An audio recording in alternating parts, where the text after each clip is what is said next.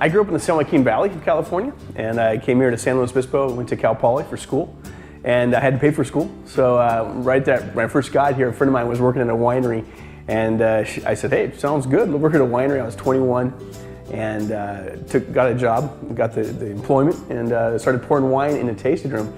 Within a month, I was hooked, and I knew I would be in the wine business the rest of my life. So I worked for 6 wineries, put myself through college as a part-time kid, in the vineyards, in the winery, babysitting their kids, house sitting for them, wherever it took to make money. And then in 1994, I started working for Javi. Something I realized very early is it's very important who you work for. Like being a chef, being a winemaker, your career is based on who you worked for and the techniques you learn. So I really wanted to work for Ken Brown at Byron Winery, and that was at the time owned by Robert Mondavi from Napa. So yeah, I started there as a temporary employee, literally, a crush hand, and then went all up to assistant winemaker and took a winemaking job in the Edna Valley, vineyard and winemaking job in 2000. And then yeah, we actually launched this company, Sinor-LaVallee, in 1997 though. So it was a while ago, but it was always a tiny project, sometimes only 2 barrels a year. So my wife and I got married in Burgundy in France. So once we kind of saw that the business unit, how it works over there, having a domain there, that's what we modeled ourselves after. We were inspired by that. We rented space, in somebody else's winery, and then went out and worked with different vineyards. And that was really our early experience. But the whole time saving, grinding, just working hard to someday own our own vineyard. And with 2013 vintage, we actually bought our own vineyard. Pinot Noir has been our kind of focus since the beginning. We were doing Pinot Noir before people even could pronounce it, and nobody sold much of it. Now it has become the 2 or 3 or 4 highest varietal sold. So Pinot Noir is always our flagship and has been. What's changed a lot is instead of having different vineyards which we source from to make vineyard designates, we now have just one vineyard. So really that did shift our sort of goal, our direction, to not so much figuring out all these different terroirs or climates, but figuring out our one spot. And that's what's exciting for us now, is that now we have a spot we're gonna have hopefully forever, and understanding what that piece of soil has to say, and say that through the wines. So that's really what our focus is. It doesn't get super hot, it doesn't get super cold. And what's really unique is we actually have there's a hill, Ontario Ridge. So you can see the ocean from our vineyard, but there's a bit of a hill where it really helps bring the best of both worlds. It's cool, but yet we don't have the salinity. There are certain vineyards that are even closer to the ocean, and there's salt in the air, and that's a toxicity to the plants, and they really struggle to maintain economic viability because have so much that salt in the air. So we actually avoid that, and so it really is just literally a half a mile this way, half a mile that way. It would change it totally. For our company here in Avila Beach, having a little taste room in Avila Beach, we're not right on the water, so we don't get to walk in traffic.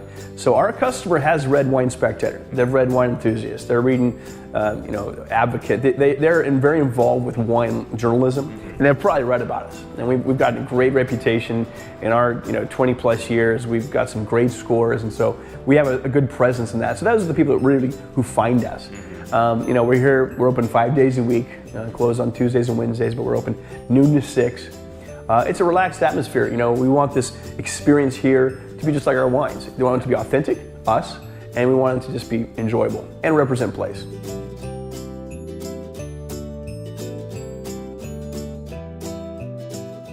Thank you so much for letting us come in today. Really appreciate it, Cheers. Mike. Great to have you. You guys have a great location right here in the Avila Bay. I was quite surprised pulling up. I was like, wow, you guys are literally 100 feet from the beach. It's right here, man. We enjoy it here for sure. Yeah, that's awesome. And speaking on the terroir, this area, you're 1.5 miles, your vineyard when I was out there shooting is 1.5 miles from the Pacific Ocean. Not just the soils now, but you have this heavy Pacific influence. Walk us through kind of the effects that this place has on your estate wine. Certainly, it's unique, and there's no doubt in the world of wine, and we're in the world of Pinot Noir, it's very unique. First off, you got to look at it from a global perspective. Here in San Luis Obispo wine country, we're 4.5 hours south of Napa Valley, right? So when our friends from Burgundy look on a map, they can't imagine us making Pinot Noir here. But because of our proximity to the ocean, it's a very cool environment in which to do that. Now drilling it down to more of a specific area like our vineyard, the Bassi Vineyard here in Avila. Again, as you said, we're 1.5 miles from the ocean. So it really does get that cool breezes. It's all south-facing slope, kind of south and east-facing slope, a little bit of west. And so yeah, anybody who's traveled, that's the ideal. When you're facing south, and everything's on pretty good slopes. So yeah, it's a pretty unique spot. And one thing I think we talked about when I first came in to do some of the tasting, and we're talking about the stress of the vines. How about the drought been in this part of the area? Have you had to reduce things? Has that shown up in the wine? Has it been better for worse? It's certainly shown up in the wine, and I think it makes the wine interesting. Better and worse are perspectives that people, I let them have that. That's a luxury. We just try to make the best wine we can from the vintage. But certainly, when you look at the 14 and the 15 vintage, those wines are definitely marked by the drought. The 15 vintage was the driest vintage since like 1870s around here. So yeah, those wines are tighter. They had lower juice to skin ratio.